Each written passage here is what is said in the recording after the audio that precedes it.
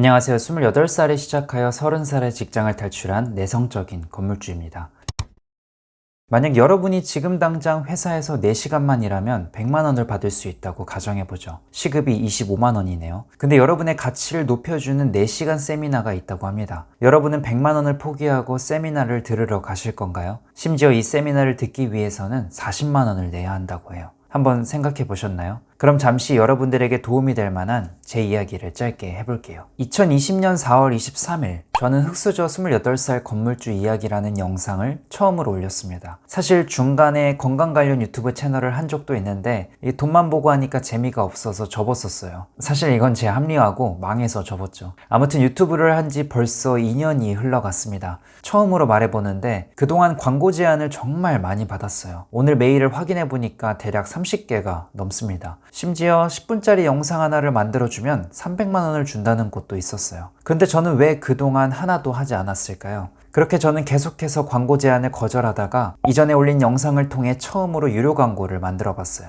왜 이번에는 제안을 받았을까요? 돈도 돈이지만 단순히 돈 때문은 아닙니다. 그 이유를 말씀드리기 전에 10분짜리 영상을 만들면 조회수 상관없이 300만원을 준다는데 여러분은 어떨 것 같으세요? 하실 건가요? 솔직히 저는 어떤 주제를 가지고 와도 어떻게든 연관지어서 할 수 있었고 자신이 있었어요. 그래서 에이 하자라고 생각했는데 제가 밤마다 같이 1시간씩 걷는 친구가 있거든요. 산책하면 잠도 잘 오고 제가 집돌이라 사람 만나는 일이 거의 없어서 이때 말을 좀 합니다. 아무튼 제 상황을 친구에게 말했는데 장기적으로 봤을 때 안 좋은 거 아니야? 이 말을 툭 하더라고요. 그때 저는 큰 충격을 받았어요. 사람들한테 눈앞에 있는 이득이 아닌 멀리 봐야 한다고 말하고 다녔는데 정작 저는 돈만 보고 판단력이 흐려졌던 겁니다.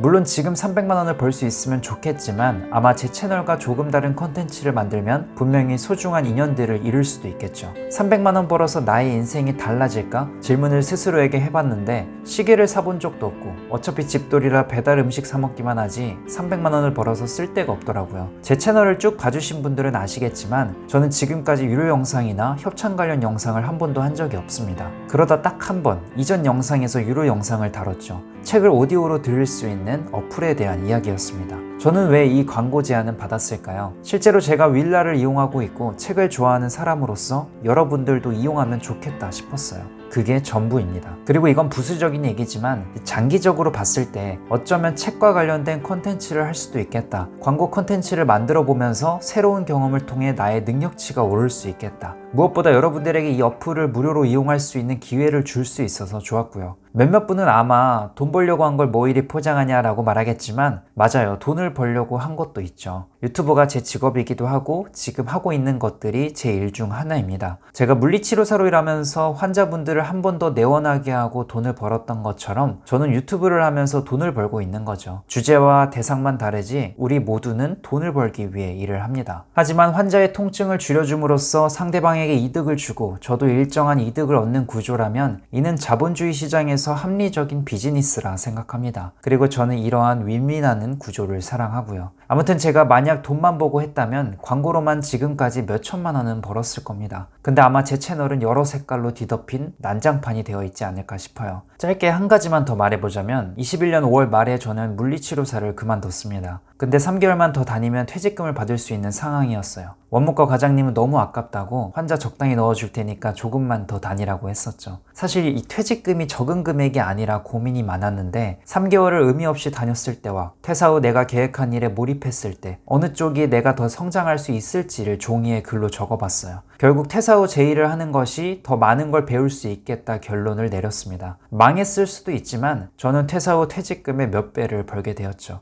물론 이전에 경매로 만들어둔 현금 흐름으로 인해 퇴사를 해도 최소한 굶어 죽지는 않는 상태였습니다. 무턱대고 그만둔 건 아닙니다. 자, 이제 다시 본론으로 돌아와서 4시간 일하고 100만원 받기, 40만원 내고 세미나 듣기 생각해 보셨나요? 지금 당장의 수익일지 보이지 않는 가치를 볼지 선택은 자유입니다. 아마 저는 100만원이 당장 필요하면 당연히 4시간 일하고 100만원 벌기를 선택할 겁니다. 왜냐하면 젊었을 때는 소득을 최대화해서 투자금을 모으는 것도 좋은 전략이니까요. 하지만 지금 나에게 필요한 돈이 아니라면 저는 나의 가치를 높일 수 있는 방향을 선택할 겁니다. 물론 이건 제 생각이고 제 가치관입니다. 정답은 없어요. 만약 지금 여러분이 어떤 선택에 놓여 있다면 종이에 A와 B를 적어보고 내가 성장할 가능성이 큰 쪽을 선택해보는 건 어떨까요? 물론 선택에 따른 후회가 없을 것 같다면요.